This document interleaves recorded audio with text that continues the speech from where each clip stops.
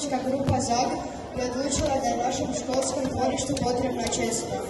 U fazi smo prikupljanja potpisa koje ćemo predati mjesnom odboru Špansko kako bi se izgradila česma na školskom dvorištu kako bi svako dijete imalo pitku vodu.